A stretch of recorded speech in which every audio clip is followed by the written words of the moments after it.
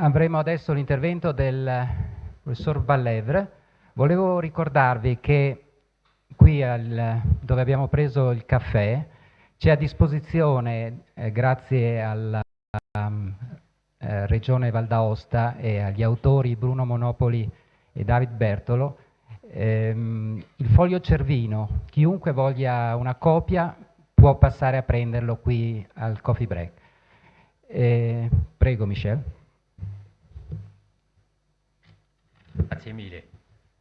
Mi dispiace un po' di non fare la presentazione in italiano perché è molto più facile per me parlare francese o inglese. Allora lo facciamo in inglese. Scusa. I will try just to explain a few. As most of you know, I am a metamorphic petrologist. I work not only in the Alps, but in the Alps since a long time, and I met Giorgio several times doing my field work. So what I would like to say, to explain you, is what metamorphic petrologists making their work in the Alps have changed over the past 50 years, in a sense. So first of all, I would recall that when I was a young student, my teacher have given to me one paper from Giorgio saying that this was a key paper for me if I want to understand something in the Alps. And that was indeed a stimulating paper that we could consider as a successful attempt to describe the evolution of the Alps in a 2D, in a kinematic model. And in a sense, we are still playing on the same lines today.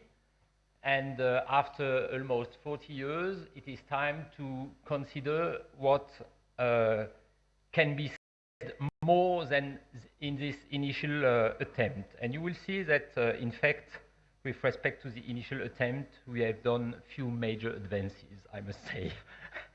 So, everyone knows the limits of these models. Okay, it's always tentative, based, and this is the point that I would like to state today. It is strongly based on the maps and the cross-section, on the geological maps. And there are limits that you know. For example, the small-scale structures cannot be shown. The details in different units cannot be shown as well.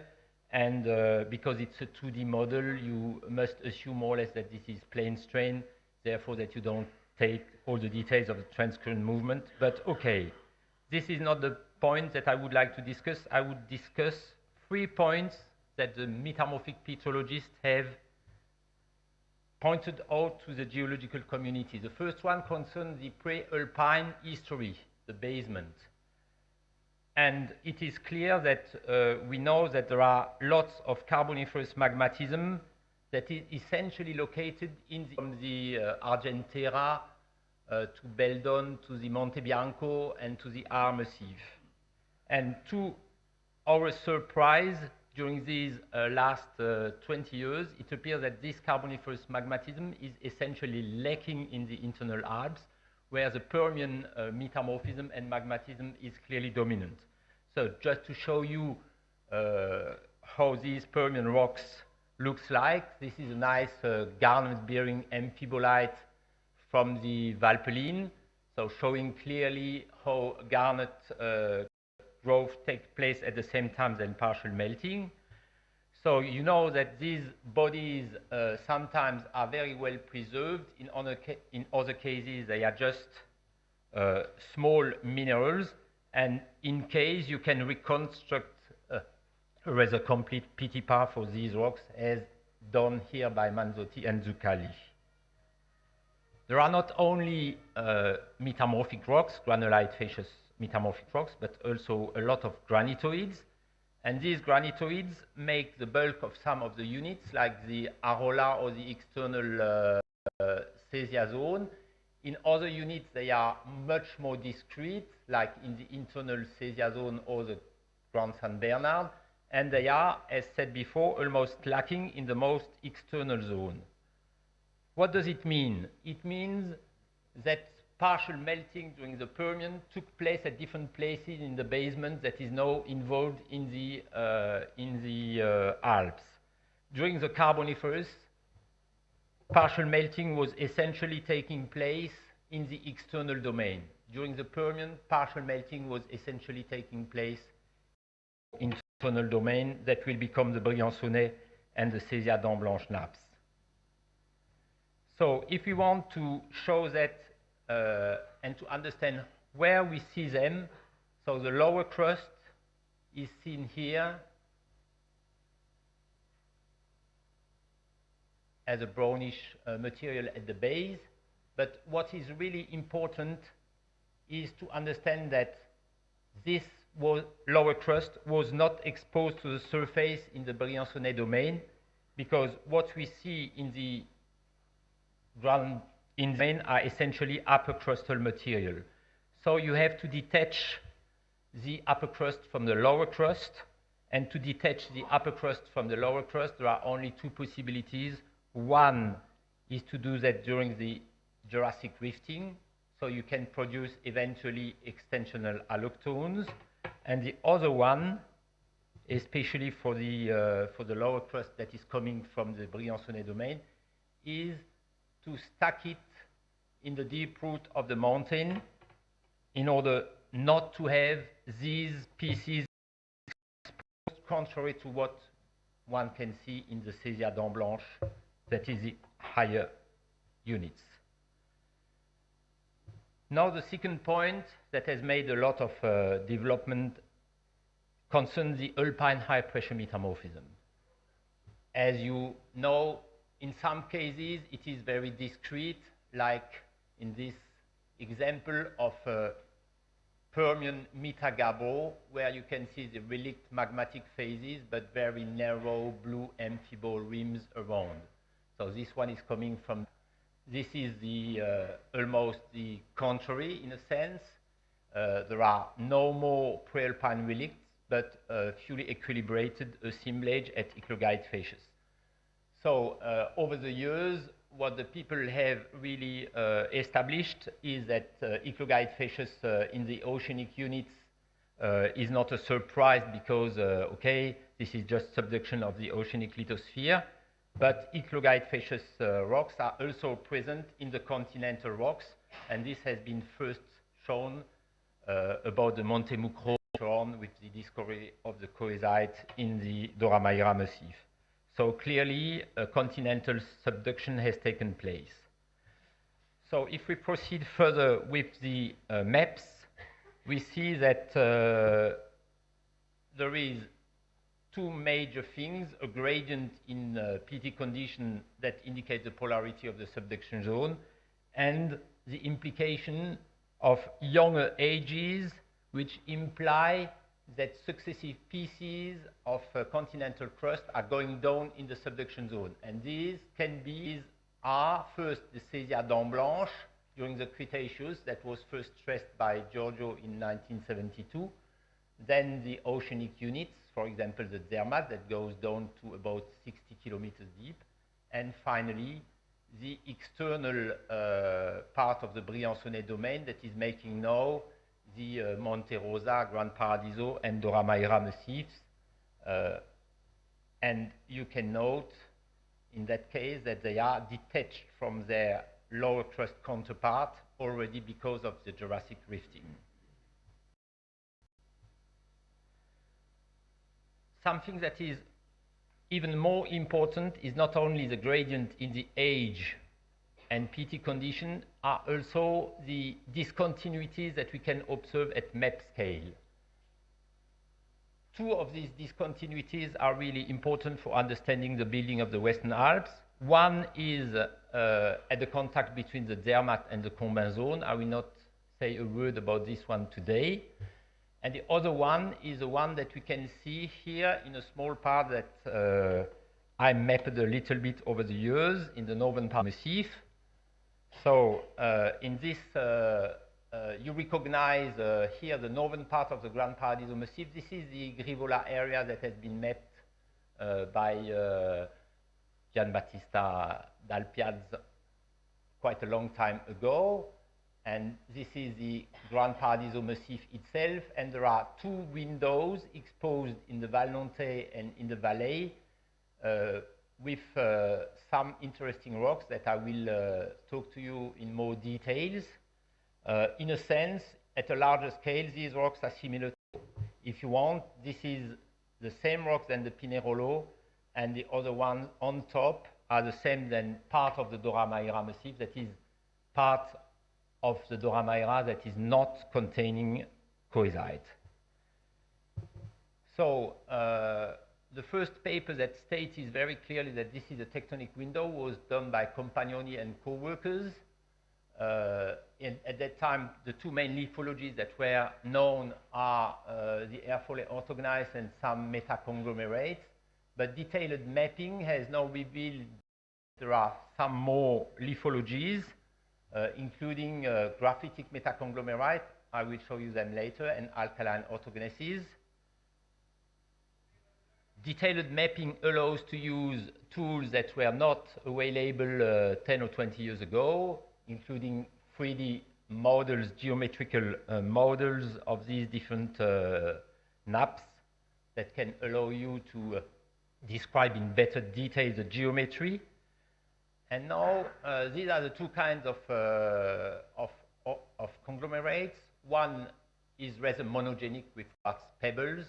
The other one is much more heterogeneous with quartz, but also a few granitic pebbles, also a few mudstone that appear to be darker.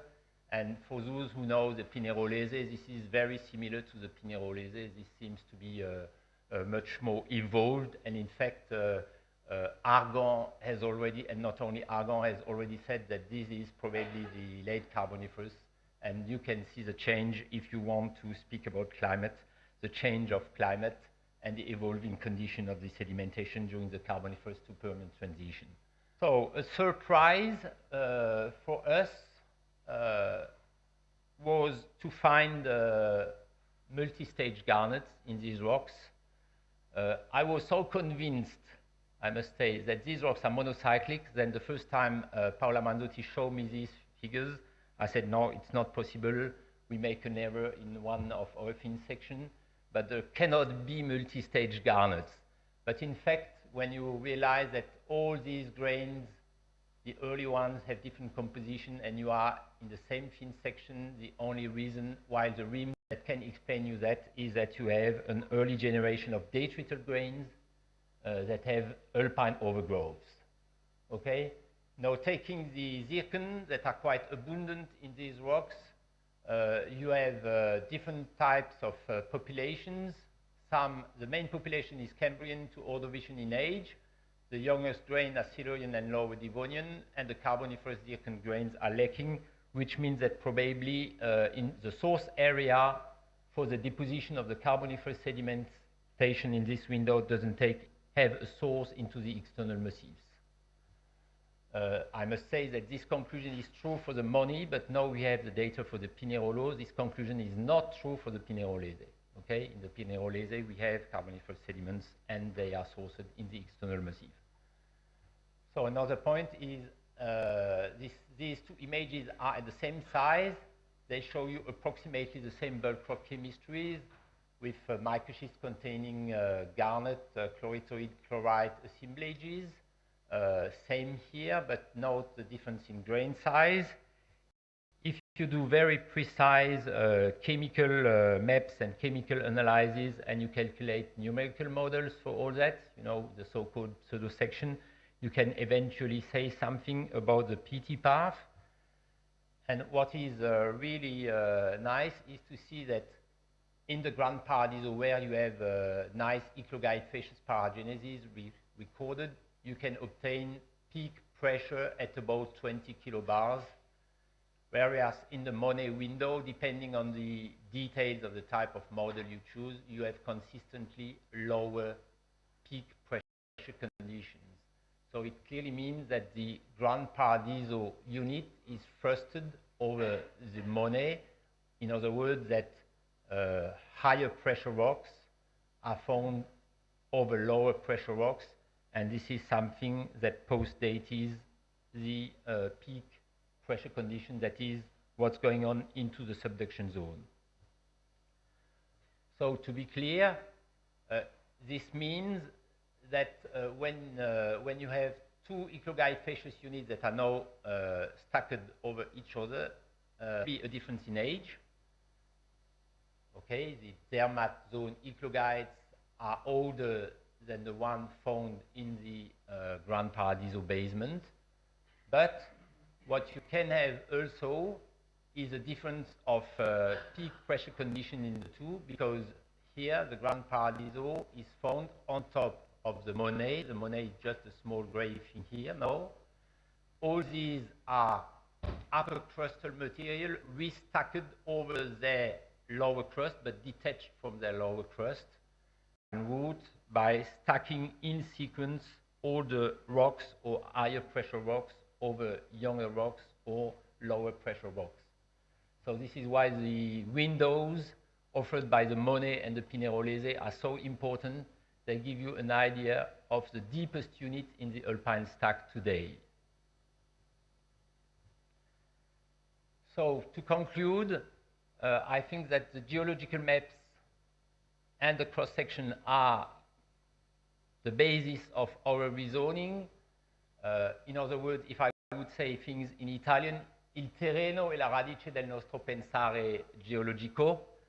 And grazie mille Giorgio per condividere con noi il tuo bagaglio alpino, including during these last years. This was in settembre, last settembre, nella Dent Blanche, close to the Montgelée, where Giorgio was accompanying us for another geological discussion straight in the field. Thank you very much for your attention.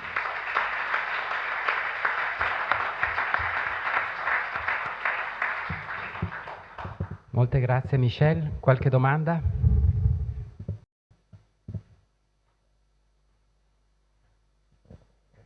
Io voglio ringraziare Michel per avermi dato l'opportunità di imparare ancora molte cose. Grazie. Speriamo ancora il prossimo estate. Sì, sicuro. Bernardo? It is a general question. Based on your experience, you've mentioned the lower crust several times. Based on your experience, what can you mafic nature versus metasedimentary nature of the lower crust? The lower crust is, generally speaking, there is a strong component of metasedimentary material, and clearly there are some mafic intrusions that should have contributed to the heating during the Permian event. Otherwise, we could not have attained such a high temperature, which would promote partial melting of the lower crust, and then the externits have taken place during these last stages. This is why when we see in the Gran Paradiso, the bulk of the Gran Paradiso is basically made of orthogneiss. It means that it has a lower crustal granulite facious counterpart that we don't see at any place at the surface. I realize that rather late, but it is very important when we draw the evolutionary cross sections. Altre domande? Silvana? If I have seen the age of the high pressure metamorphism, the peak in the Gran Paradiso is around 35. Like that. But this is very near to the age of the cooling of zircon, the zircon age. How we can explain this? Because in the Gran Paradiso there is, after the high pressure event, also a green schist, a stronger increased green schist recrystallization. Yes, the point the age is very short. There is a point that I didn't discuss at all, is how much time do we have between the timing of the eclogite facious metamorphism, which is not well dated in the Gran Paradiso, and the timing of the green schist facious overprint. And you know, I would say that this is still not well established in the Alps. It seems that for the Gran Paradiso, Dora Maira, Monte Rosa, we have a very short time lapse. But if you think about the Sesia zone, we know that the eclogite facious event is late Cretaceous in age, but we don't know at all exactly when these rocks have been cooled. And since 30 years, I'm impressed by the fact that you have so beautiful eclogite-facial asparagineses in the Caesia, so poorly developed, globally speaking, in the Gran Paradiso, and that difference has to do not only with the PT condition, but also with the kinetics of the reactions. And clearly, I am in favor of a long-standing eclogite-facial event in the Caesia and a very short event in the Gran Paradiso that doesn't allow the rocks to fully equilibrate, except for some better than the others. Andiamo alla prossima presentazione, professor Nikolic, Results and Significance of Crustal Data Obtained with Active Seismic Methods. Ok, buongiorno. Il titolo è descritto. Vogliamo cominciare. Questa è la morfologia delle Alpi, dell'arco alpino. In giallo ci sono messe alcune tracce di alcuni profili che volevo illustrare e che vanno da ovest, dalla zona del Kroppekors, l'EGT e parte svizzera, NFP20, Transalp e poi alcune strutture nelle Alpi orientali. Cominciamo con la gravimetria. La gravimetria mette in evidenza come la struttura, la placca adriatica, sia fortemente implicata nella collisione alpina e vi gioca il ruolo principale. Vediamo l'arco delle Alpi occidentali, l'apertura del Tirreno, la transizione con l'arco del nord appenninico, quindi una dorsale dell'Adria che va dall'Alto di Verona al centro dell'Adriatico. A nord, fra i due sistemi, vediamo l'affossamento dei rift lombardi, del bacino lombardo. Di fronte abbiamo un'anomalia che si riferisce alle radici delle Alpi e a grande lunghezza d'onda, mentre più a est abbiamo un'anomalia con più corta lunghezza d'onda che delimita perfettamente la finestra dei Tauri.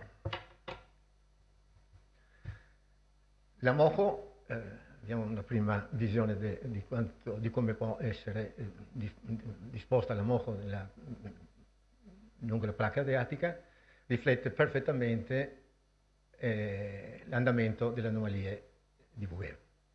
Quindi abbiamo una doming assiale della flessura verso l'arco nord-appenninico molto forte, molto pronunciata, una flessura meno pronunciata verso la catena vera e propria e il sistema complesso delle Alpi occidentali.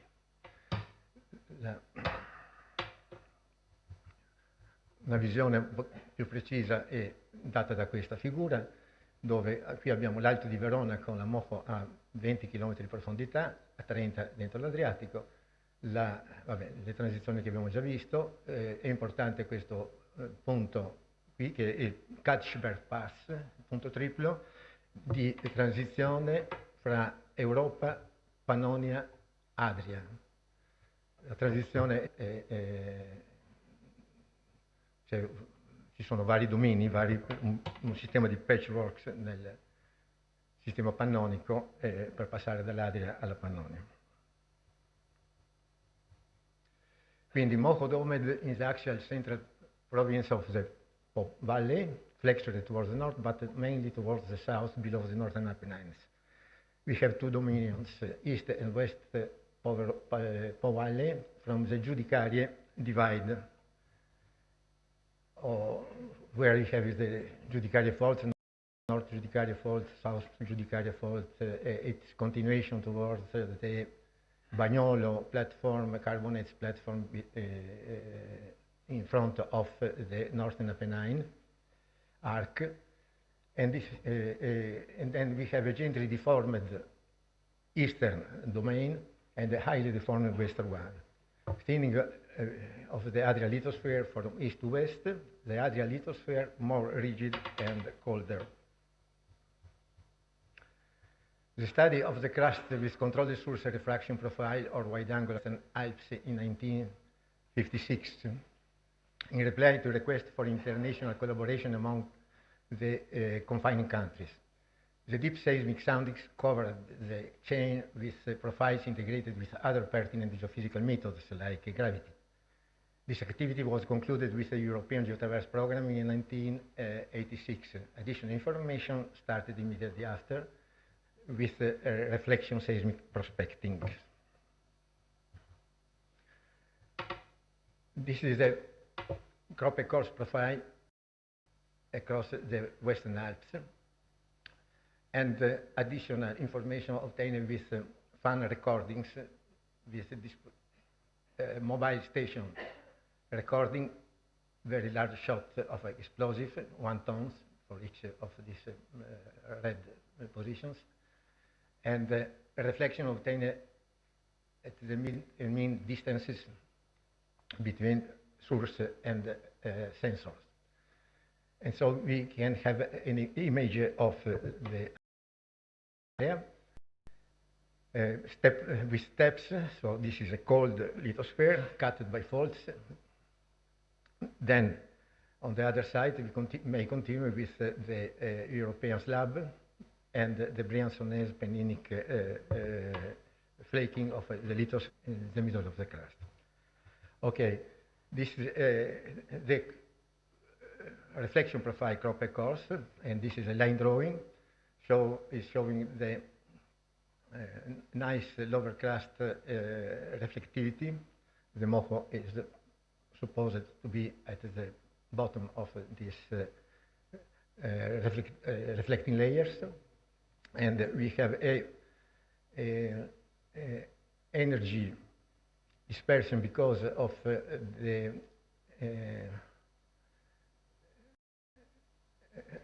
high reflectivity beneath the Briançonnese Penninic domain, and so you don't have energy to have images from the continuation of the European slab beneath the Europe. And here we have a dispersion of energy because of a very high velocity formation close to the surface. And then in the pop plane, we return back to nice information. This is the two previous data were completed recently by another system. This is a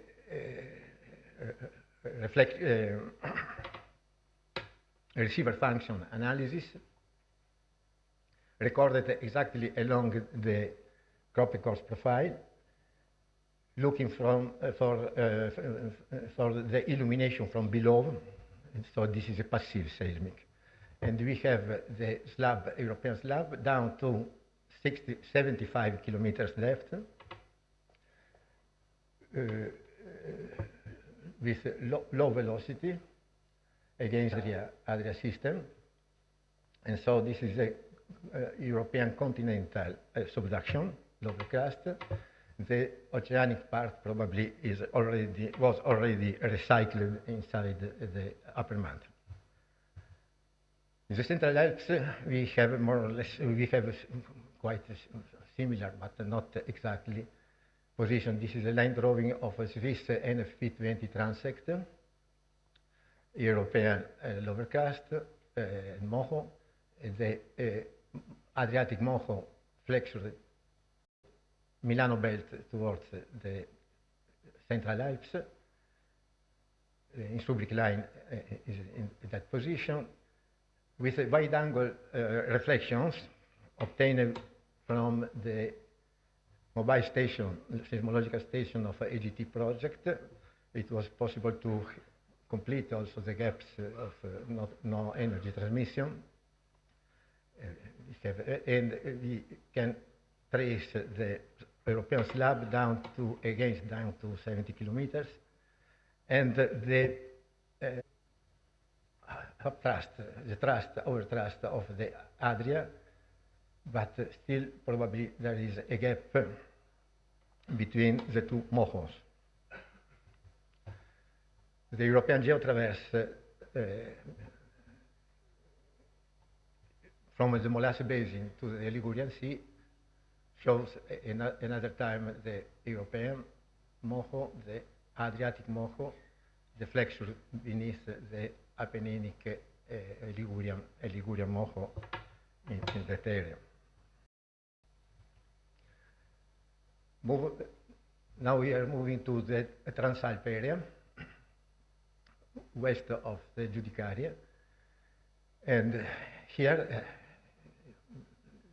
we have an Adriatic crust, rigid, with higher velocity, higher density, and a ductile European crust.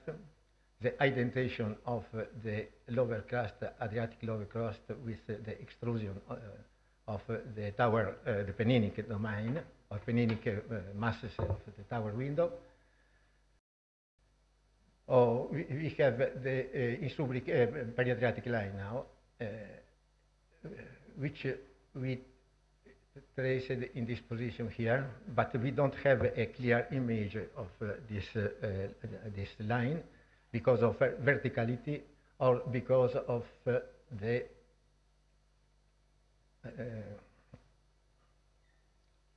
poor lithological contrast. Scusate, ho continuato con l'inglese, posso anche ritornare in italiano. Comunque questo profilo, traccia il limite di una crosta di circa 20 km con elevata riflettività che si pensa di basamento filladico che si pensa intruso da materiale magmatico, tutta la placca, tutto il blocco adriatico è intruso da magmatismo che parte dal Permiano fino all'Oligocene. C'è una chiara separazione e per il resto c'è una importantissima, quella che è meglio messa in evidenza, rampa, la subtower ramp, che è una faglia a livello crostale che interessa appunto il contatto fra le due croste fino alla base, fino al mantello superiore.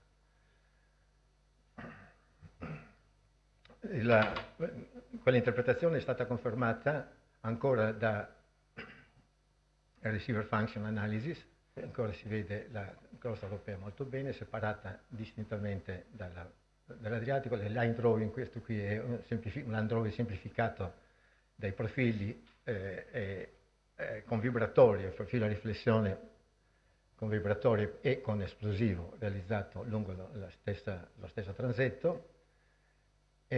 La moho adriatica qui è a circa 40 km di profondità, però ci sono delle anomalie strane in corrispondenza dell'area bellunese che noi leghiamo al sistema Belluno-Vicenza-Verona.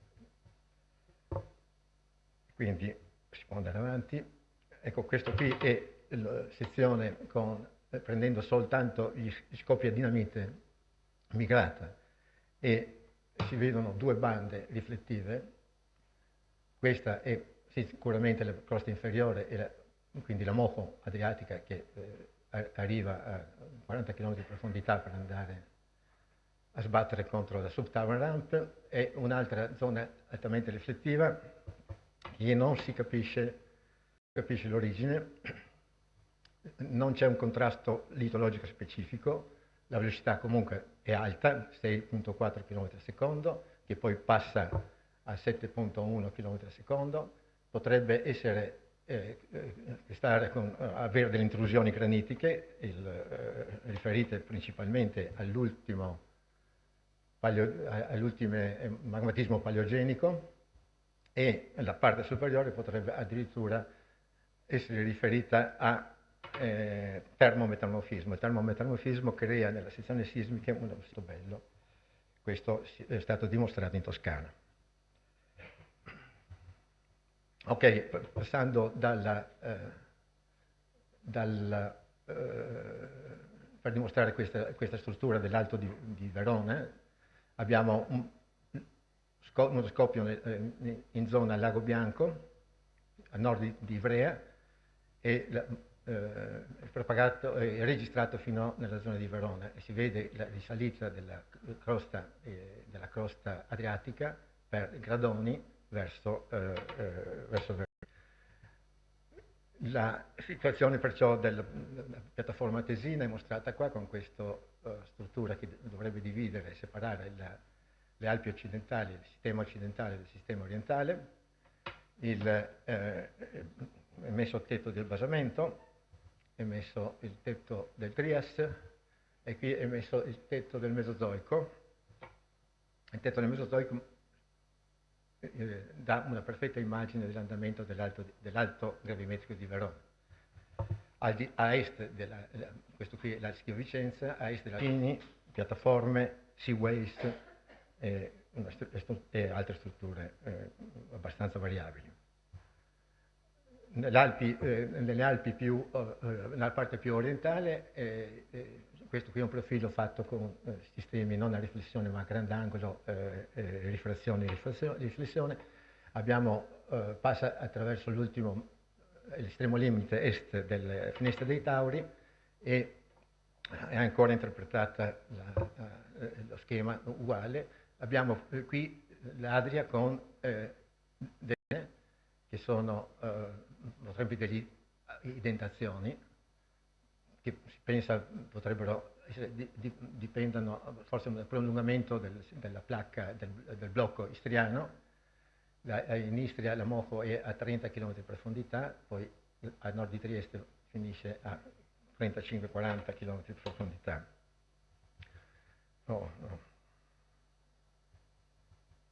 Ecco, un vecchissimo profilo mostrava in questa regione una delaminazione, cioè un'alternanza di alte e basse velocità in corrispondenza della costa inferiore Mojo. Concludo con questa immagine dove è chiarito il problema della subduzione verso sud e verso nord. Nelle Alpi centrali abbiamo una subduzione verso sud. Il profilo Transalpe pare che lo slab sia quasi verticale, probabilmente detached, e nelle Alpi, nella zona del profilo appena mostrato, cioè dall'Istria al massiccio Boemo, l'immagine mostra un sistema che è verticale o quasi diretto verso nord. Questi sono gli ultimi dati del progetto Alpas e che dovrebbero indicare una continuazione della spinta dell'Adria dopo la collisione verso nord e con espulsione del materiale europeo più lento, più duttile verso est. Per contrasto guardiamo quello che succede nella zona, la transizione fra Adria e la Pannonia. La Mojo è praticamente continua, non c'è nessun offset verticale della Mojo e quindi riteniamo che ci sia una delaminazione a livello della costa inferiore Mojo in questa area. Ok, così ho finito, grazie. Grazie molto.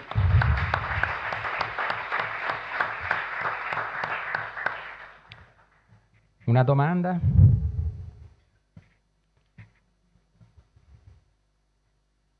Nessuna domanda? Te ne faccio una io. Non credi che nell'ultima slide, per esempio a livello di Istria, quella possa essere comunque la propagazione verso nord della subduzione dinarica? No. Quindi secondo te la placca adriatica subduce verso nord? No, non è la prosecuzione verso nord della placca adriatica, è la spinta. Il sistema, nell'ultima slide, nella penultima, questa? Ah. Non si vede. Ok. Questa qua? Sì. Ecco, chi ha finito di interpretare questa roba qui sostiene che sia l'Adria che spinge verso nord un sistema già subdotto. Va bene. Ma non c'entra niente con la Dinardi. Grazie. Altre domande? Silvana? Volevo fare solo un'osservazione. Guardando la figura mi veniva in mente una vecchia figura di Lauscher, penso che possa venire in mente anche ad altri.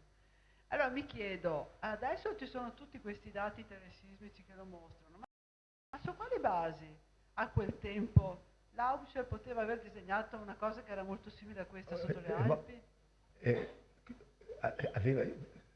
Lauscher non aveva... Lauscher non aveva, non so, mi Dunque, chiedo, il problema era che i vecchi dati erano molto approssimativi in termini di acquisizione di dato sismico.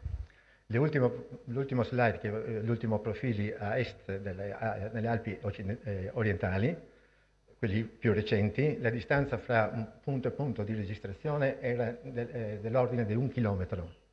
Alcuni adesso distanze fra stazione e stazione mobile di soli 500 metri, quindi un grande numero di stazioni, un grande numero di dati, migliore risoluzione e migliore penetrazione, soprattutto effettuando tante energizzazioni. In sismica è importante la sovrabbondanza dei dati, altrimenti è l'unico modo per... Il sistema di Lauscher era un sistema approssimativo, secondo me. Sì, no, credo che Silvana volesse dire che appunto era arrivata a risultati simili. Comunque, grazie. Passiamo... Io non credo che sia arrivato a risultati simili perché ho avuto scontri con Lauscher sul... Passiamo alla prossima presentazione. Grazie Rinaldo. Passiamo alla professoressa Brigatti, relazioni tra cristallochimica e l'ordinamento cationico delle miche diottaedriche con le proprietà delle loro superfici di sfaldatura e implicazioni petrologiche. Buongiorno a tutti. Prima di iniziare vorrei chiarire un attimo quello che è lo spirito della mia presentazione, che è completamente diversa da quelle che mi hanno preceduto. Infatti io non parlerò di geologia alpina, ma parlerò di miche e vorrei riprendere quelli che erano stati gli studi iniziali di Franco Sassi sulle miche e quindi cercare di utilizzare quella che è la mineralogical petrography, utilizzare quella che è la cristallochimica delle miche per cercare di interpretare quelle che è l'evoluzione delle rocce. Quindi non vi aspettate un discorso simile a quelli precedenti perché sarà completamente diverso, però spero che possa portare un contributo a quello che è proprio la geologia alpina, cioè per capire alcuni di quelli che sono i fenomeni legati a questi minerali, legati alla loro cristallochimica, che possono influire su quelle che è l'evoluzione delle rocce. Io mi sono quasi sempre occupata di miche diottaedriche, proprio pensando a Franco Sassi, che si è dedicato prevalentemente alle miche diottaedriche, ho limitato la mia presentazione quest'oggi alle miche diottaedriche. Ad ogni modo i modelli sono stati ricavati sia per miche diottaedriche che per miche triottaedriche. Ok, partiamo con... Allora, voi sapete tutti che come è costituita una mica. Una mica è costituita da strati, soprattutto la mica diottaedrica, è costituita da strati, che sono costituiti da 3 foglie, 2 fogli tetraedrici che tengono a sandwich un foglio ottaedrico che è prevalentemente occupato da alluminio dove possono poi essere presenti delle sostituzioni di magnesio e ferro e da lacune. Nella zona, una zona di debolezza, quindi una zona di sfaldatura, è la zona che caratterizza il sito A, quindi la zona di interstrato. Vediamo, partendo dalla muscovite, quali sono le sostituzioni che possono essere presenti.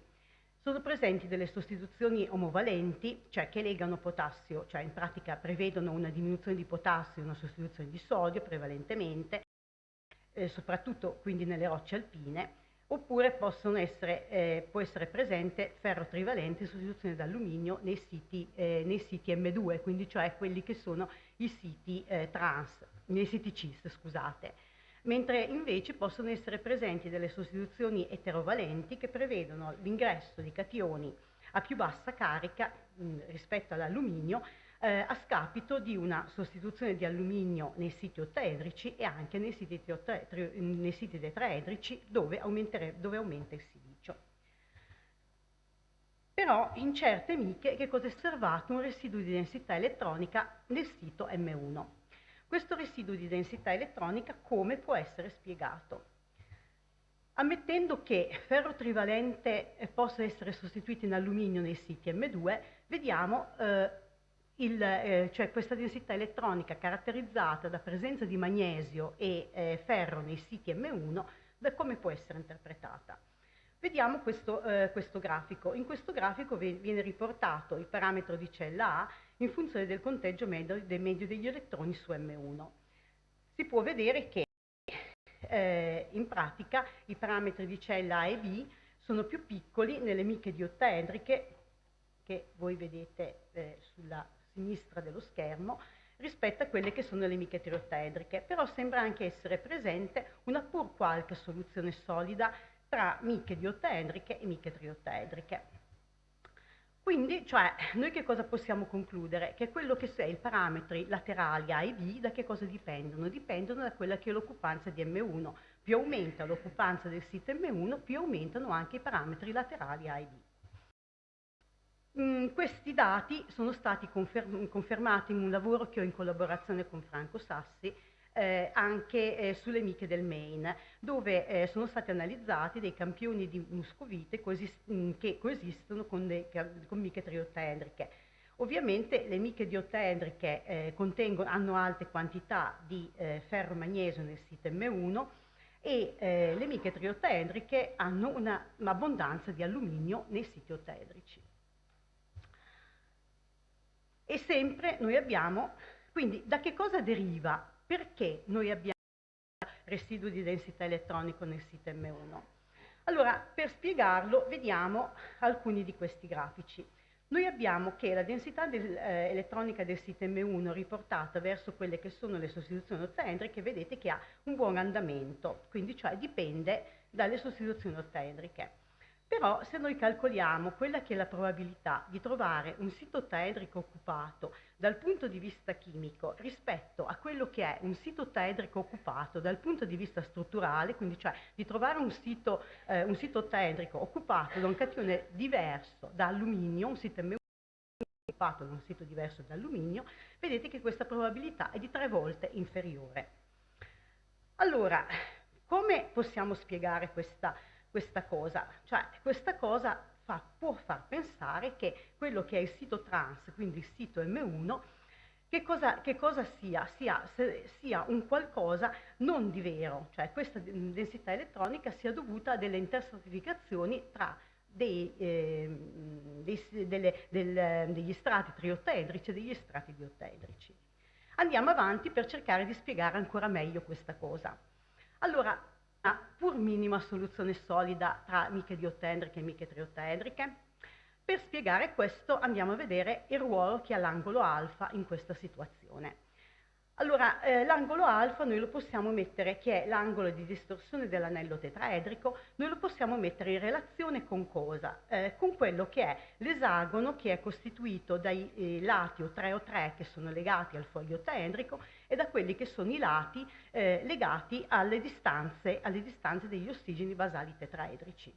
Allora, noi che cosa vediamo? Noi vediamo facendo dei calcoli trigonometrici che non vi sto a descrivere in dettaglio per questioni di tempo, noi vediamo che quello che è l'angolo alfa calcolato con il nostro calcolo trigonometrico e l'angolo alfa osservato ha un'ottima relazione.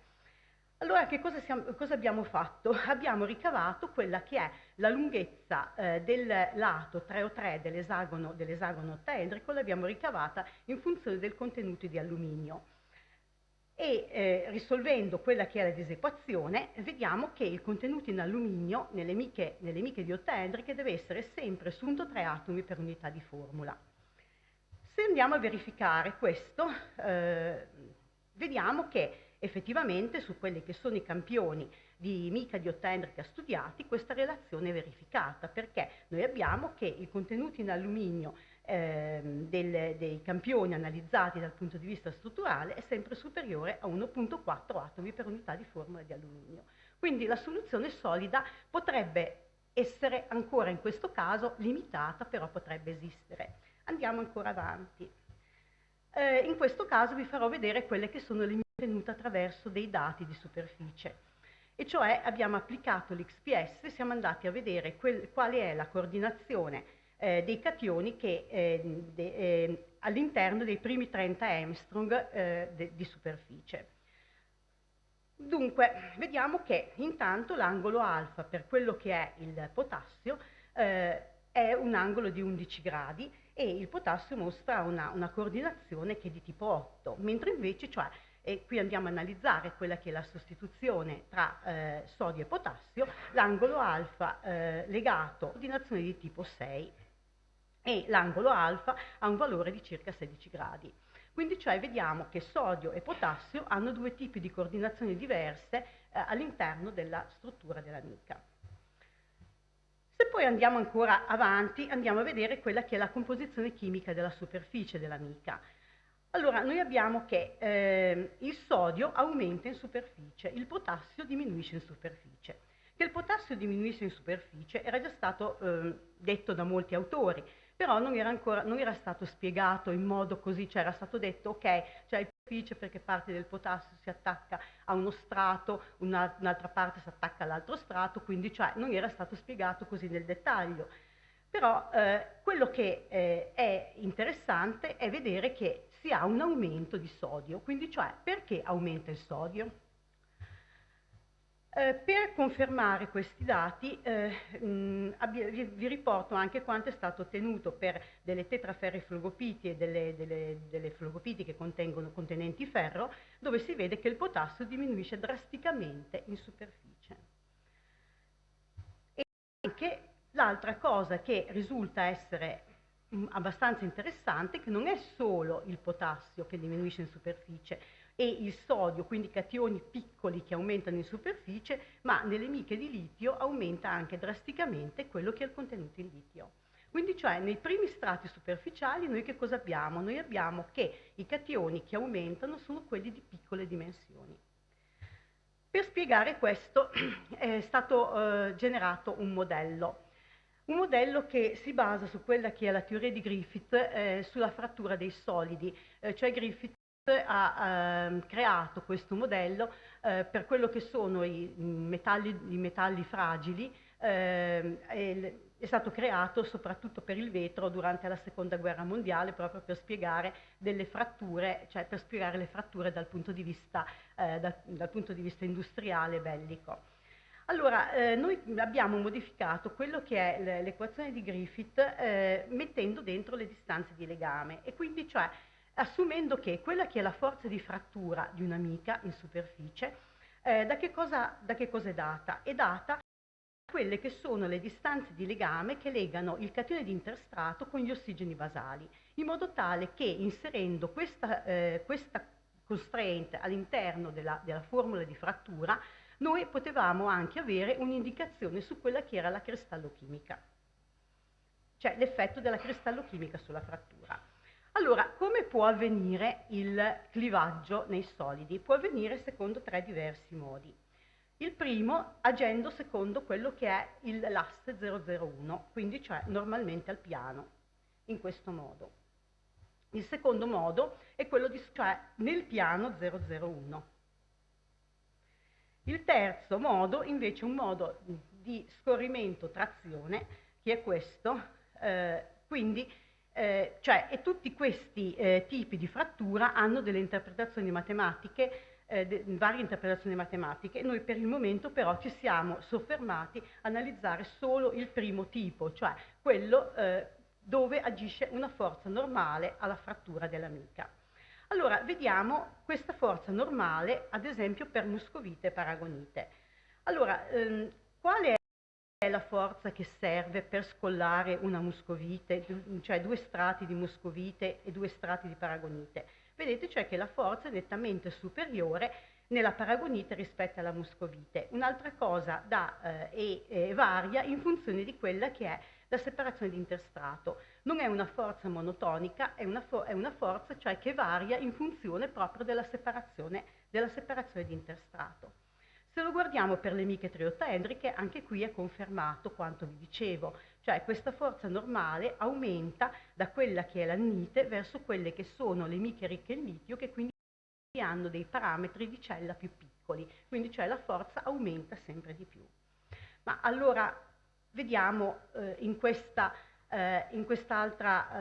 slide, soprattutto in questo grafico, come niente, ecco, ok, in questo grafico di destra vediamo che la forza per scollare 2 foglietti di mica aumenta molto di più, cioè con l'aumentare del sodio. E ovviamente, cioè, quelle che sono le distanze di legame a O inner diminuiscono in funzione di quello che è la quantità di sodio. Se osserviamo in questo grafico, cioè io vi ho colorato in giallo quelle che sono le miche diottedriche, che cosa si può vedere? Cioè che il ruolo dei parametri laterali è fondamentale proprio per avere una indicazione di quella che è la forza di scollamento. E questa forza di scollamento aumenta tanto più i laterali, quindi cioè più diminuiscono A e B, non la distanza di interstrato, ma quello che è il parametro A e B, anche la forza di scollamento aumenta. Allora, cioè, qui ovviamente, cioè, che cosa viene fuori? Viene fuori una domanda, e la domanda qual è? Ma allora, cioè, se cationi piccoli tengono più legati 2 strati, per quale motivo io vedo in superficie presenti maggiormente quelli che sono i cationi che hanno un raggio ionico molto piccolo? Cioè, io mi dovrei aspettare l'inverso. Allora, cioè, come possiamo spiegare questa cosa? Che può avere una abbastanza una importanza per quello che riguardano i fenomeni di alterazione delle rocce, ma non solo, ma anche in campo applicativo. Perché? Cioè, la spiegazione qual è? Cioè, se noi abbiamo delle sequenze, e quindi cioè dei domini, in questo caso io vi ho segnato il sodio, però è la stessa identica cosa anche se io considero quello che è lo strato ottaedrico. Cioè ad esempio dei domini a sodio che si interpongono con un dominio a potassio. Questo dominio a potassio ovviamente cioè dov'è? È all'interno di 2 zone di stress molto più piccole, e quindi cioè la frattura dove avverrà? Avverrà proprio in quel punto dove e quindi cioè, quali saranno le 2 superfici di mica che saranno messe prevalentemente in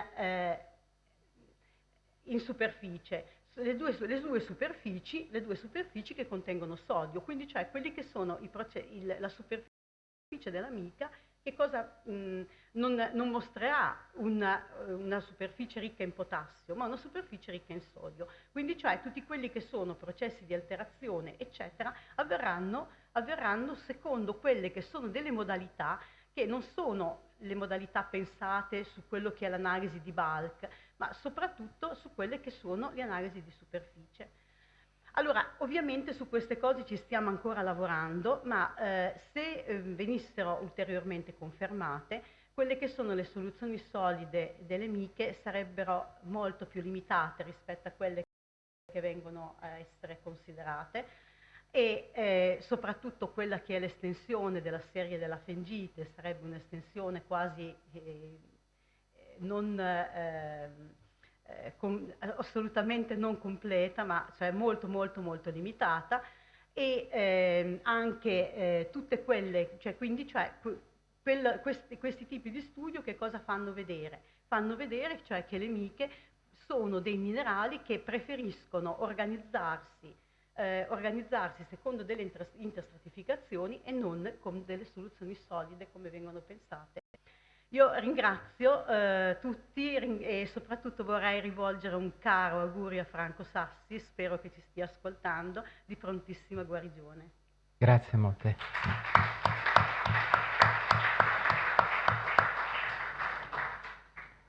Una domanda? Prego.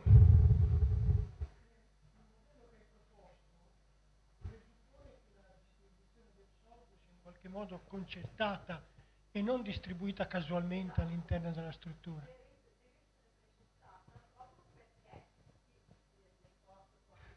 Cioè perché quando fai le analisi di superficie tu vedi che ti aumenta quelli che sono i cationi a piccolo raggio in superficie, e quindi cioè tu analizzi i primi 30 Armstrong e quindi quello che ti viene più da pensare, ma anche proprio cioè, guardando quella che è la forza di scollamento, cioè che esiste una distribuzione di questo tipo dove ci sono delle interstratificazioni o, cioè, se anche non complete, dei domini, cosa che risulta anche più facile vedendo la variazione dell'angolo alfa. Dal punto di vista energetico è molto più difficile pensare a degli angoli alfa più deformati e meno deformati, adiacenti, piuttosto che a delle zone tutte con un angolo alfa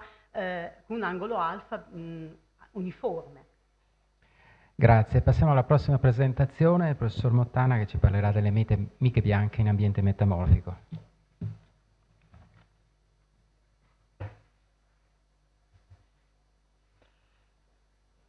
La professoressa Brigati ha presentato un lavoro straordinariamente avanzato dal punto di vista cristallografico e che rappresenta sicuramente una porta per il futuro, però io preferisco andare un pochettino più indietro, tornare un po' verso il passato, perché l'esperienza didattica oramai conclusa per quanto mi riguarda, mi ricorda che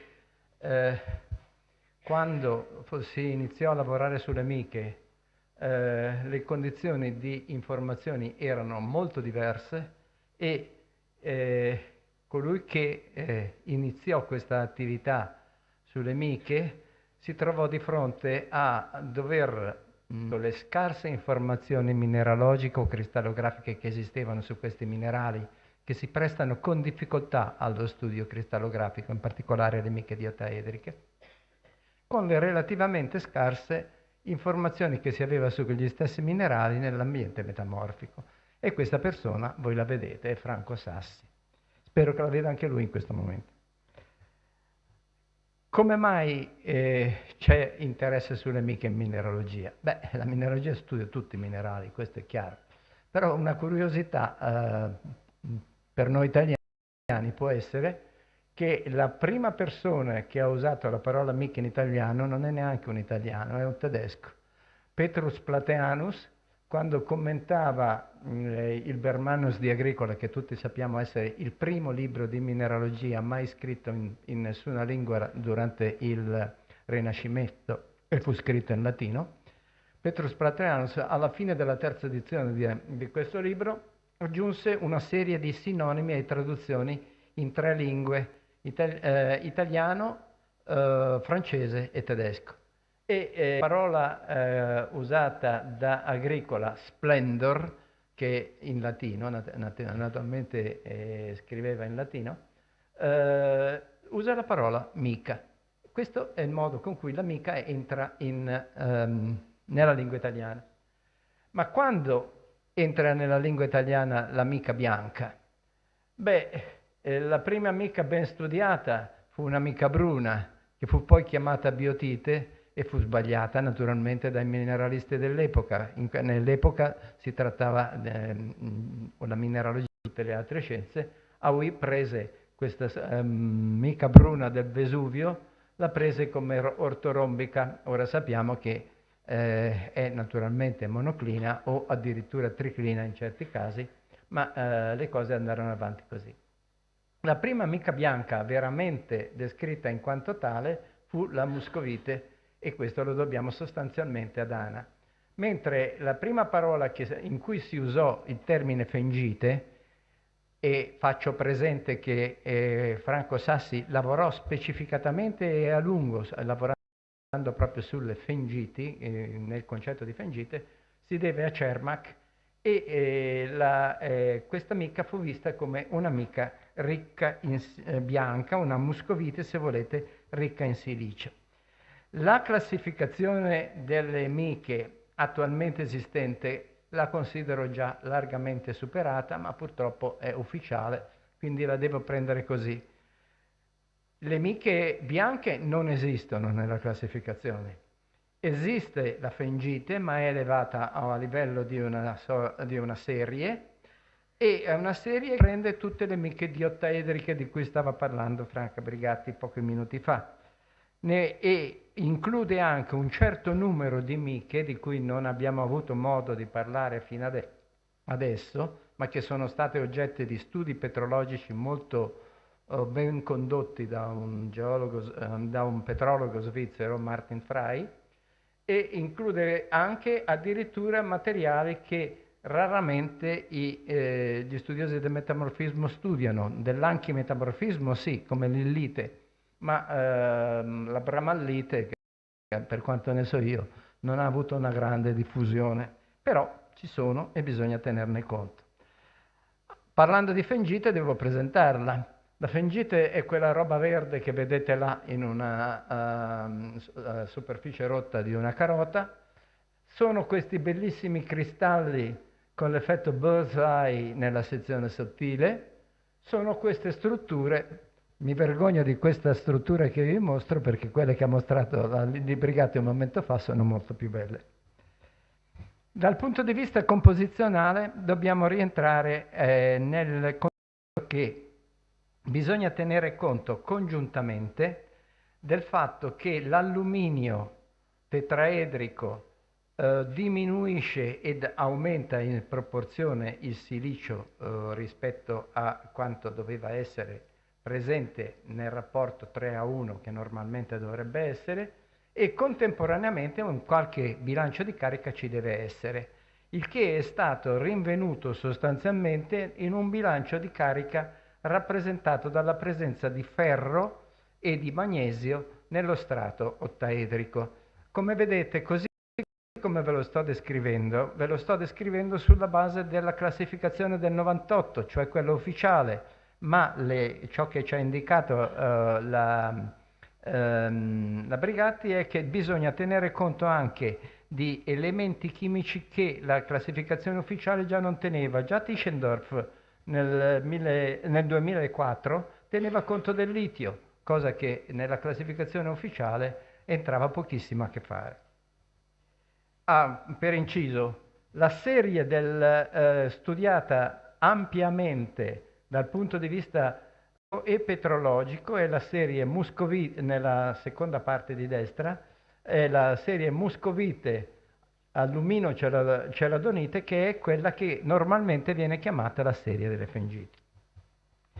Devo dire che ho riscontrato in lavori italiani anche piuttosto vecchiotti le migliori evidenze di quella che è lo studio da condurre sopra le fengiti.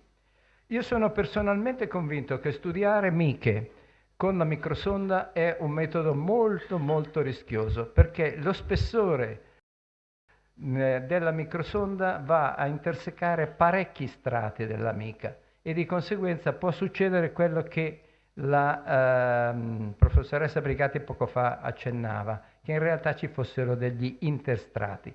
Però purtroppo la microsonda è lo strumento d'uso dei petrologi, è il sicuramente più comune di un cristallo singolo e di conseguenza bisogna tenerne conto quando fra poco affronterò questo argomento.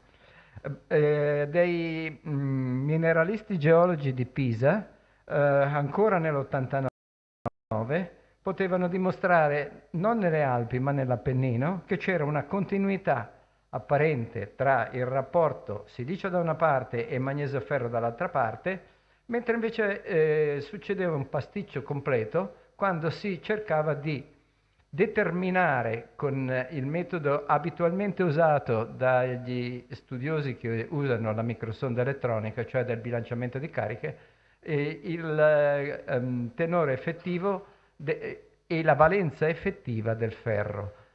Quando si cerca di fare il bilanciamento di carica è un pasticcio, ma è uno dei pochi metodi che vengono comunemente usati.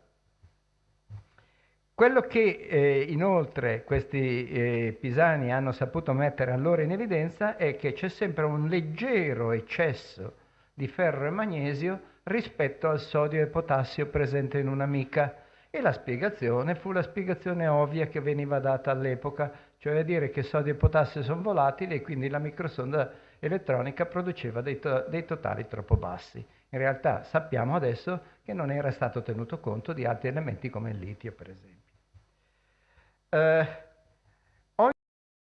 Quando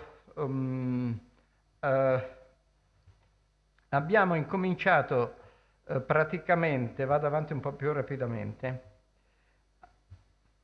quando uscì quello che fu un lavoro a mio avviso fondamentale da parte di una persona che ha collaborato per 40 anni, no 30 anni, con Franco Sassi, Charles Guidotti, se preferite usare il termine americano, che praticamente nella sua tesi di laurea suggerì che durante il passaggio fra una sottozona e un'altra zona della facies della sillimanite cambiava il contenuto la composizione delle miche, per inciso, all'epoca la microsonda non era usata, cambiava la caratteristica delle miche perché cambiava il periodo basale D002.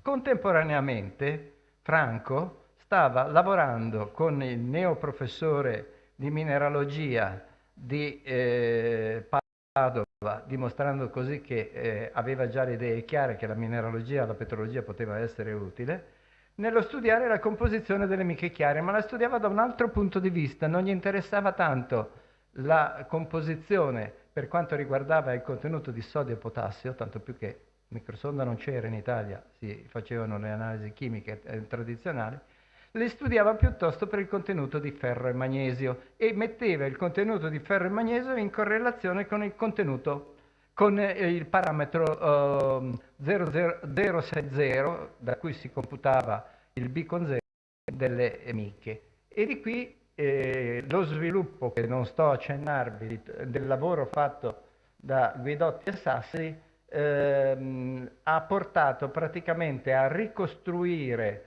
un grafico composizionale, ovviamente indiretto ed approssimativo, di quello che può essere il contenuto di ferromagnesio di una fengite, partendo alla base il B con 0 e verso l'alto invece la metà del cioè a dire il D002.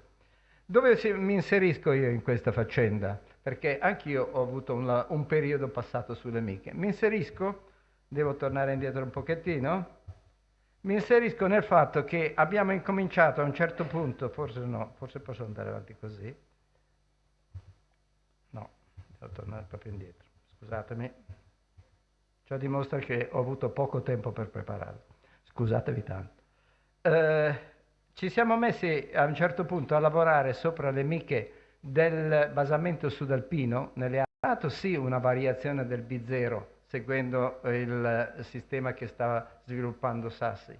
Abbiamo riscontrato una variazione del D02 che non aveva praticamente nessun senso e poi per motivi tecnici siamo dovuti passare a lavorare in altra zona e ad argomenti completamente diversi.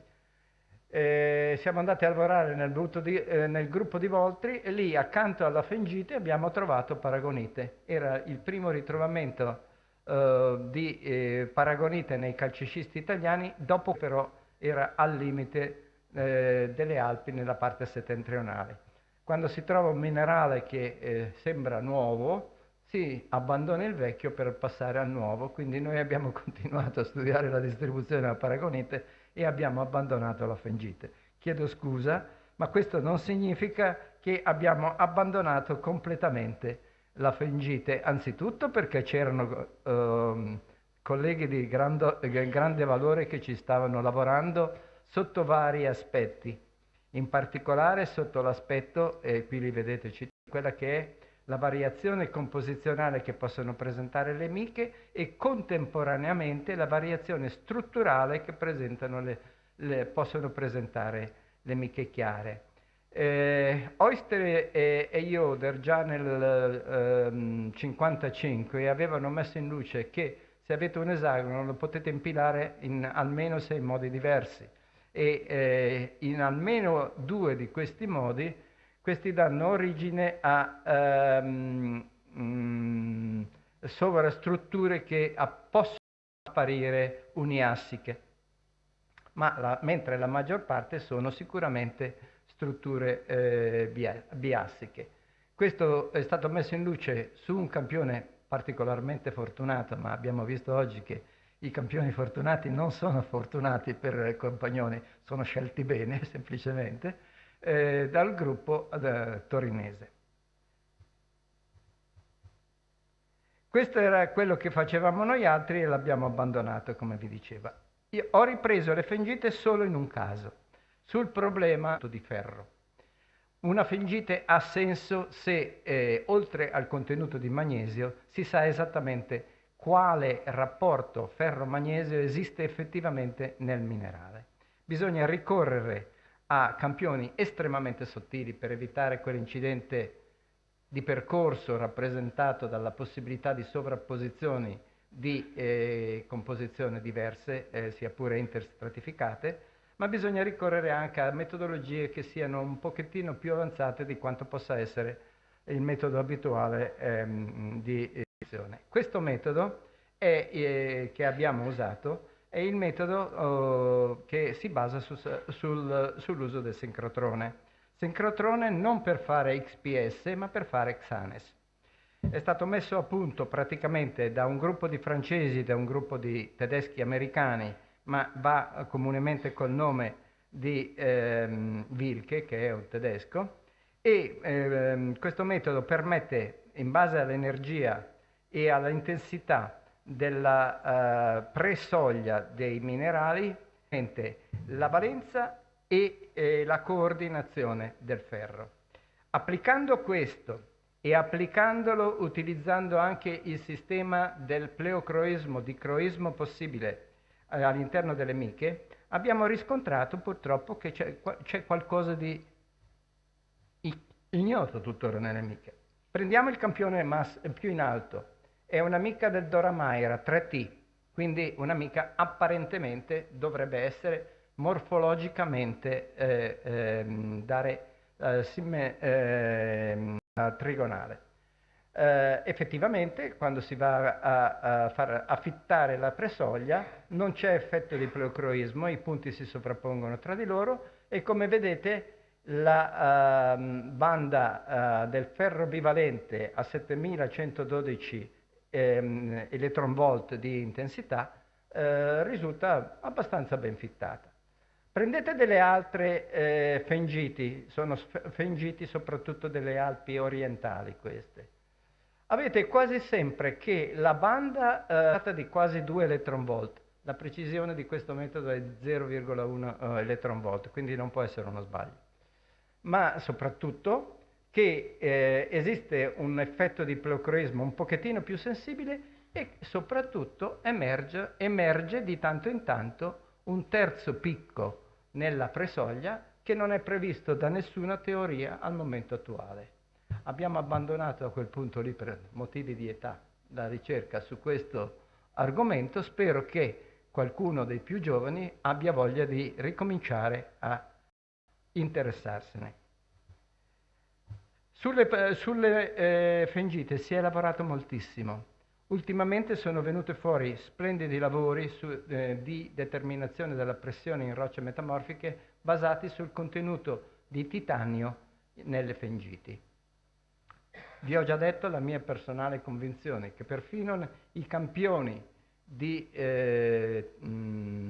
derivati dalle sintesi sono troppo spessi per poter dare una composizione del vero strato fengitico, però questi si possono effettivamente utilizzare.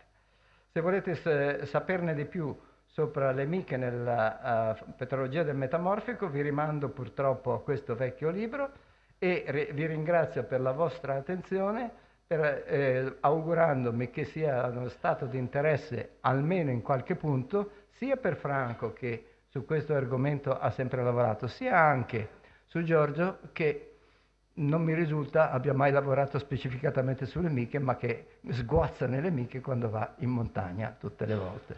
Grazie.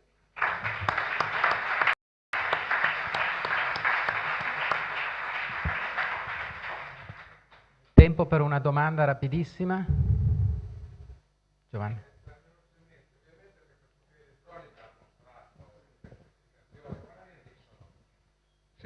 No, dicevo che il commento, la microscopia elettronica, come sappiamo, ha dimostrato che esistono intersecazioni, quindi bisognerebbe lavorare a livello di singolo Stato. E velocemente, e il nome Mica, cosa significa e da dove deriva? Ah, beh, qui addirittura ti rimando allora direttamente a Plinio. Vertice, sulla punta, luccichi sulla punta. Vuol dire, Plinio però non, usa solamente il verbo e poi parla sempre di minerale splendor. Il termine diventa un sostantivo solamente con Pietro Plateano. Grazie molte. Prego. Allora passiamo al professor Chopin sul giadeite del Gran Paradiso.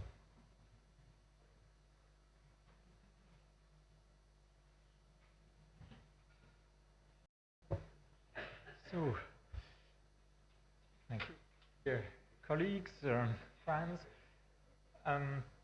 as recalled this morning, one of the main results of the early 70s was the demonstration of high-pressure metamorphism in the continental crust of the Cesia zone, beginning with, and well, a couple of gentlemen in the front row were largely responsible for these important findings.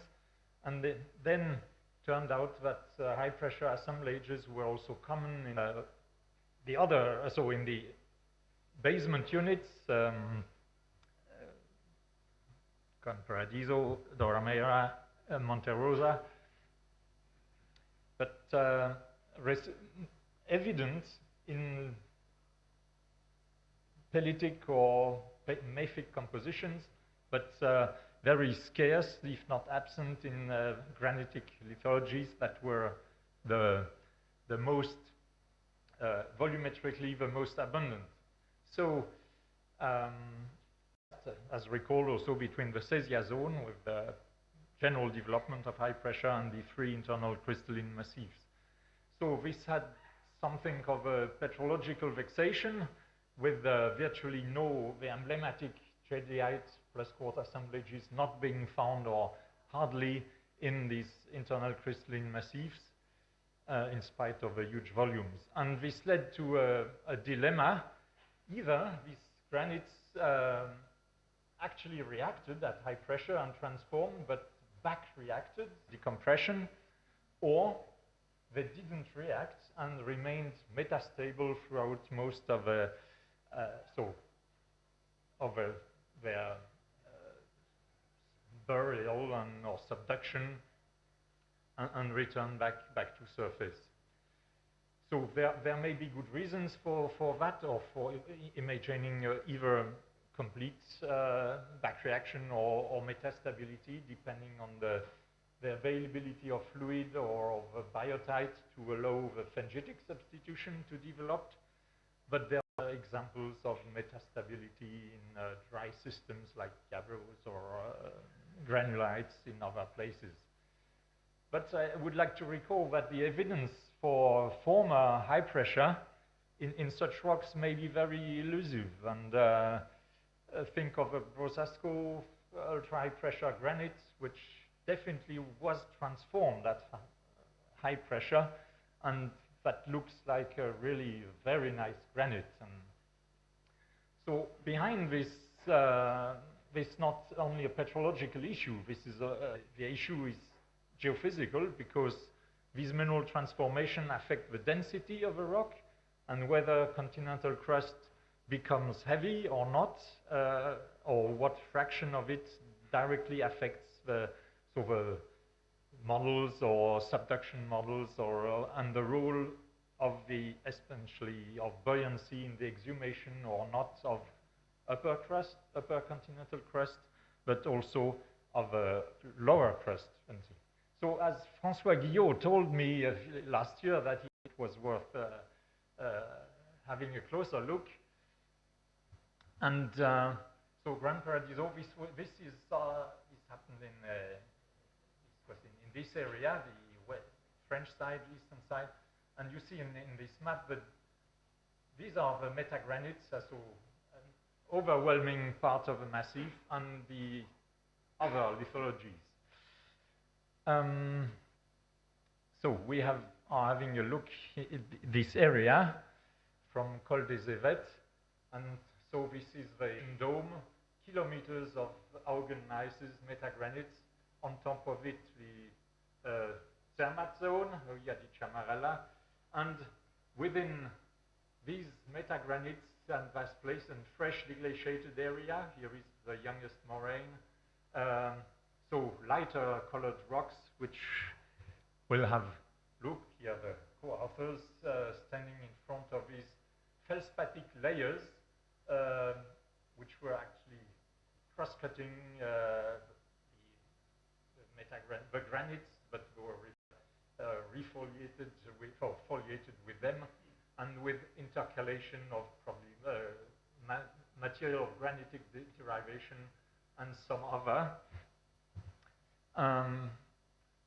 Here is the minor lithology, this Micaschistii argentei, so a chloritite with large chloritoid crystals, highly aluminous and alkali depleted rock, locally associated with these sort of apletic or apletic dikes, or at least feldspatic dikes, interlayered or now or apparently in the granite. This is a detailed map, the granite or metagranites, and we'll look at this in yellow, this feldspatic material. Blue are the chloritoids, so this white schists, also called white schists, and we'll look at some sample of a feldspatic dike of a bluish rock, which is probably derives from Augen gneiss, and last at a sample at the very contact with the white schists. Well, these feldspatic rocks or dikes are essentially albitic, but may be K-feldspar porphyric, and they bear jadeites along with K-feldspar, corresponding to an early description of jadeite in the Bonneval gneisses at very slightly different rock types of the massif by Salio.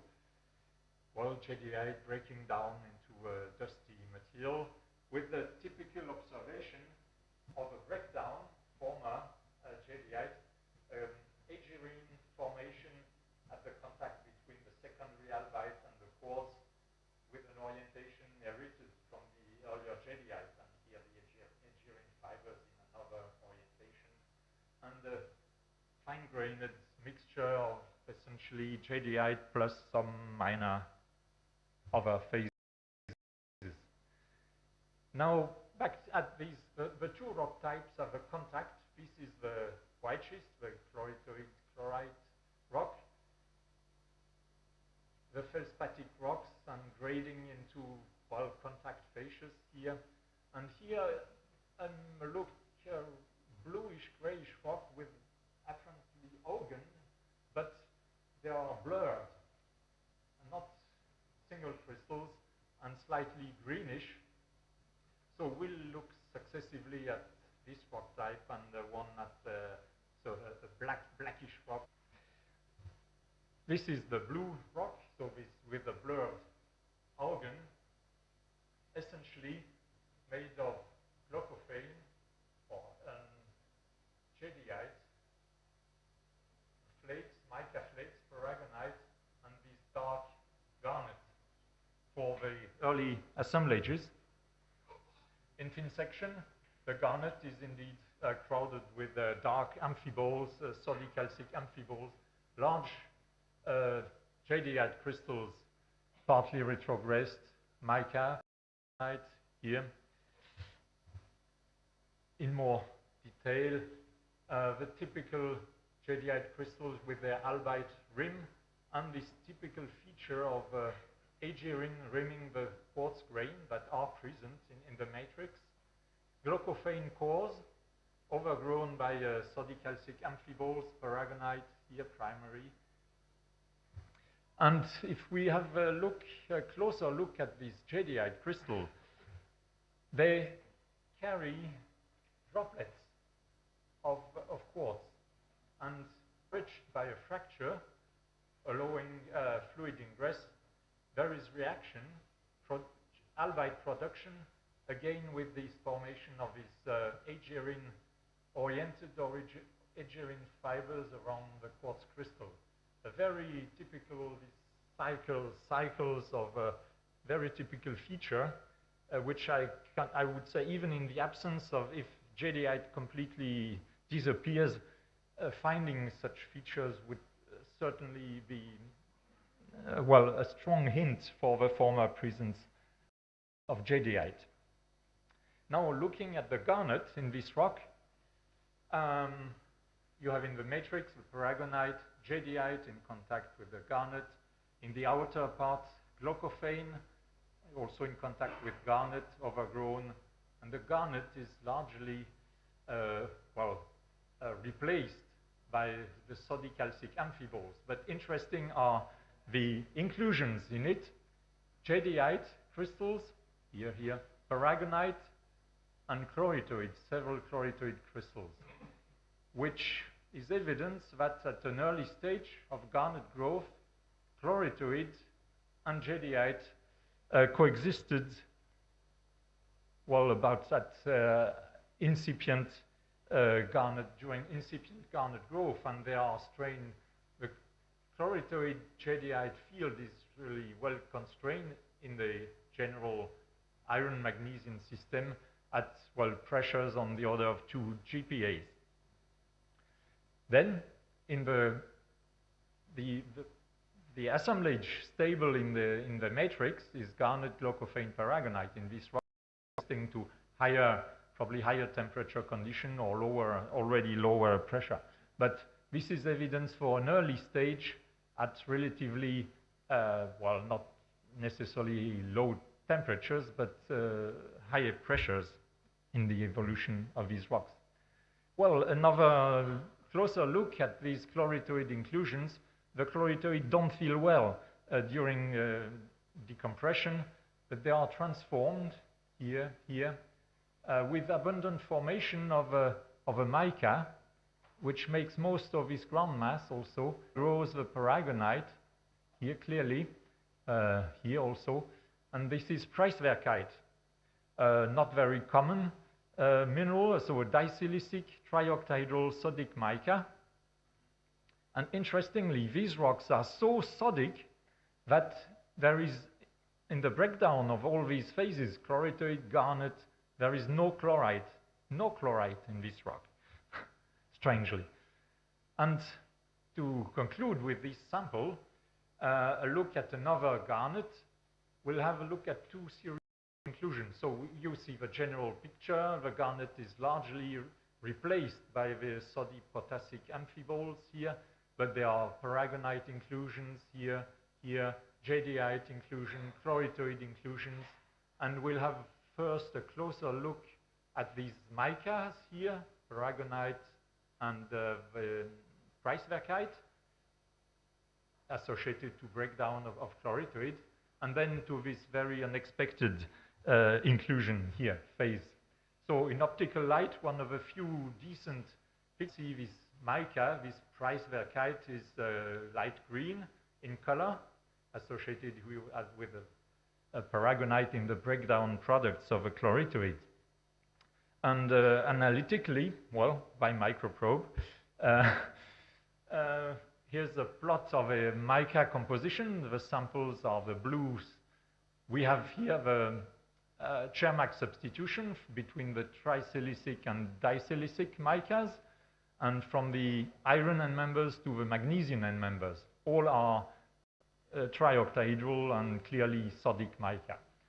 So Preiswerkite is normally, or so far, was known as a magnesium member.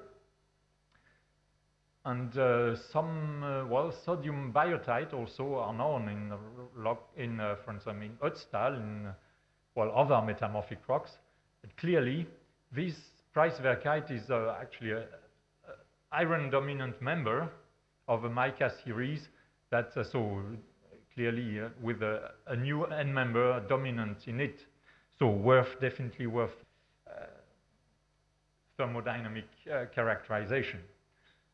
The last inclusion then in this garnet is most unexpectedly potassium feldspar, which is completely corroded, which is pure, completely corroded by albite with some remnants here and there.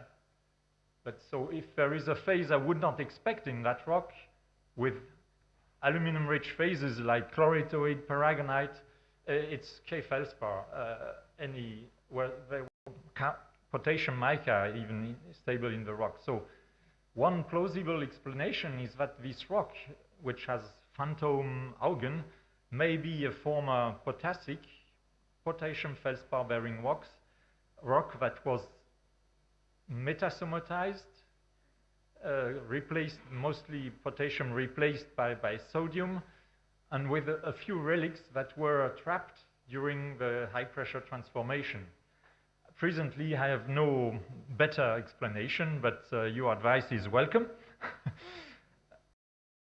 And a quick look at the black rock, the other rock in direct contact, so contact of these feldspatic layers to the white schist, a very black rock, disgusting in, under the microscope, yet with three or areas like this, possibly pseudomorph, relatively clear, a gray ground mass around them containing larger crystals of albite, of phengite, apatite also, and relic chlorite, jadeite, partly included in albite here. So with the electron images, we have these early coarse single crystal albites with the phengite, primary phengite too, also clean contact, secondary biotite developing on it. And if we try to see what these clean, relatively cleaner area and darker gray felty, these are actually the cleaner one, an intergrowth of albite and in dark with minor mica and hematite probably, and the coarser grained, relatively coarser grained, see scale, albite, nepheline again, and the potassium biotite with jadeite relic here enclosed in apatite. So actually this is the simple breakdown one would expect from albite, from jadeite directly to albite plus nepheline, provided there is no silica. And look at a relic of jadeite, there is no quartz, no. So this would imply that this jadeite didn't form through the breakdown of albite, because it would normally have bear the quartz droplets. So I arrived to the hypothesis that this rock is actually, or was, silica depleted, and that now jadeites break down directly to albite nepheline. But we still have to think of an earlier stage in which possibly albite and jadeite were stable together, and how to produce intergrowth, probably involving a reaction of jadeite with the early phengite as a source of potassium and magnesium.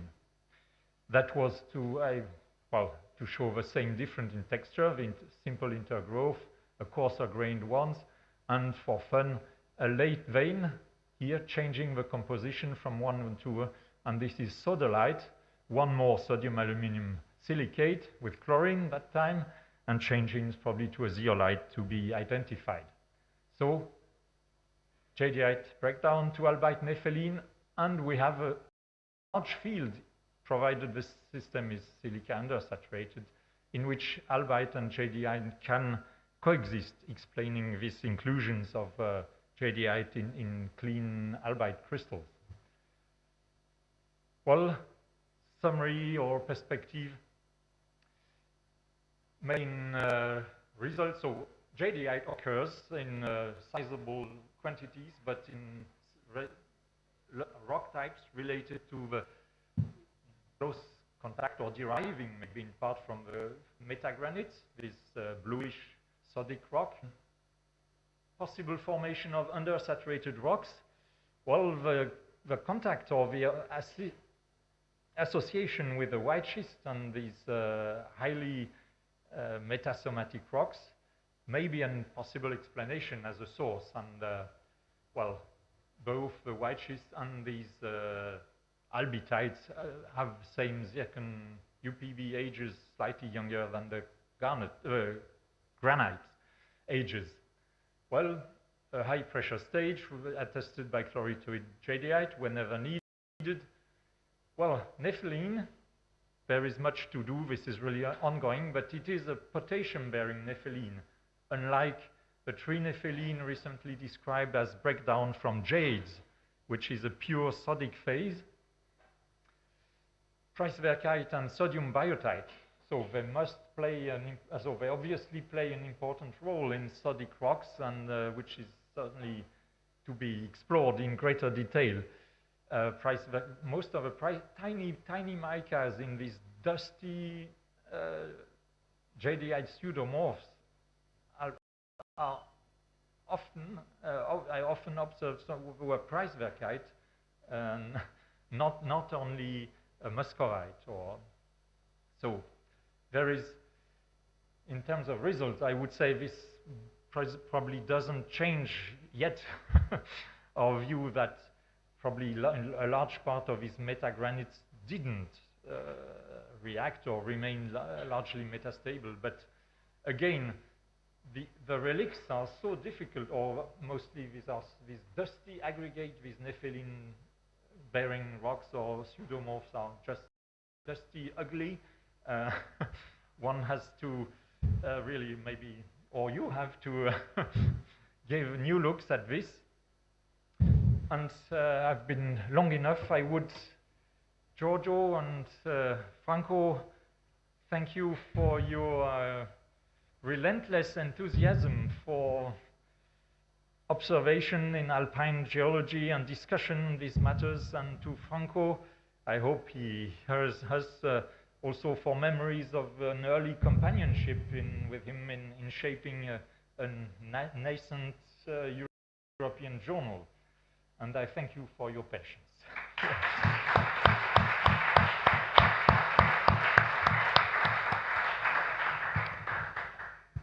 Molte grazie. Christian, c'è una domanda? Prego, Roberto.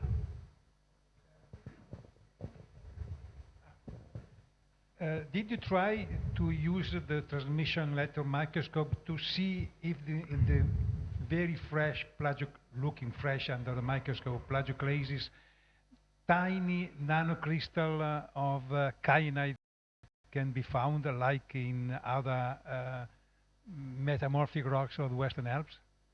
Yeah. It should be interesting to see, because there are so large areas where the granite seems post-alpine, then something should occur anyway. Not yet, but they in the immediately neighboring granite. Not yet. Thank you.